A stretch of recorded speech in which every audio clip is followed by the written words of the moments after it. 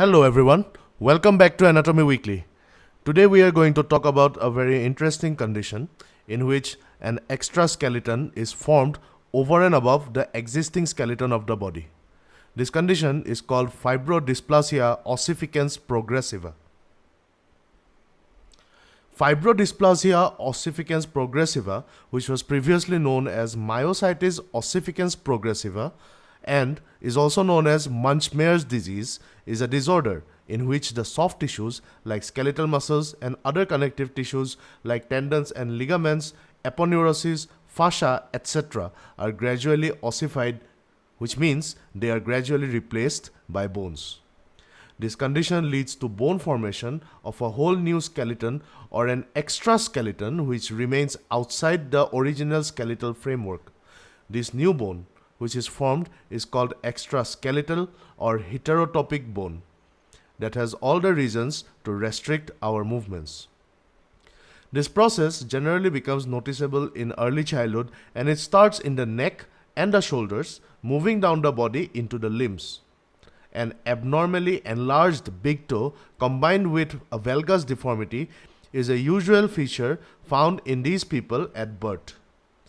This condition occurs in about 1 in 16 lakh newborns, and about 800 people worldwide are known to have Fibrodysplasia Ossificans Progressiva. This condition is almost always caused by a mutation in the ACVR1 gene and is inherited in an autosomal dominant manner. With gradual formation of extraskeletal bone, restriction of movements become evident as the tendons and ligaments are replaced by bony tissue around the joints. Speaking and eating may also become difficult as the mouth becomes affected. Over time, people with FOP may become malnourished because of the inability to eat.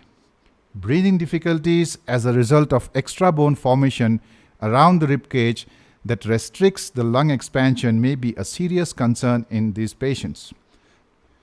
Symptoms of FOP may vary from person to person, but abnormality of the first metatarsal bone, abnormal vertebral morphology, ectopic ossification in tissues and muscles, and limited joint mobility are the most common ones.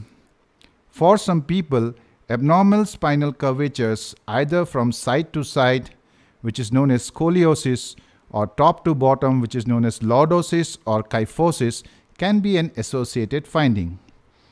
Making a diagnosis for this type of genetic rare disease can often be challenging as the condition can be easily mistaken with some cancerous growth. Further, tests such as biopsy can trigger a flare-up of the condition itself. FOP can be evaluated using plain radiographs, CT or MRI. The characteristic radiographic features include congenital hallux valgus, monophalangic first toe, shortened metacarpals, pseudoexostosis, that means ossification of the ligamentous insertions, and facet fusion of the cervical second till cervical seventh vertebra are the usual findings. A thorough medical history, symptoms, physical exam, radiological evaluation, and laboratory tests to detect the genetic mutations are needed to make a diagnosis. It's very unfortunate that currently there is no definitive treatment for this condition, and this progressive and fatal disease has a median survival age of 45 years. However, a brief course of high-dose corticosteroids such as prednisolone, if started within the first 24 hours of a flare-up, may help reduce the intense inflammation and tissue swelling seen in the early stages of Fibrodysplasia Ossificans Progressiva.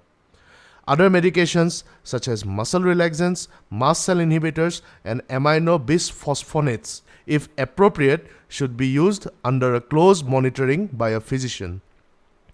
Surgery to remove the heterotopic and extraskeletal bone is extremely risky and can potentially cause painful new bone formation. So folks, that was all we had for you today. Stay tuned to Anatomy Weekly. Keep watching, keep learning. We'll see you next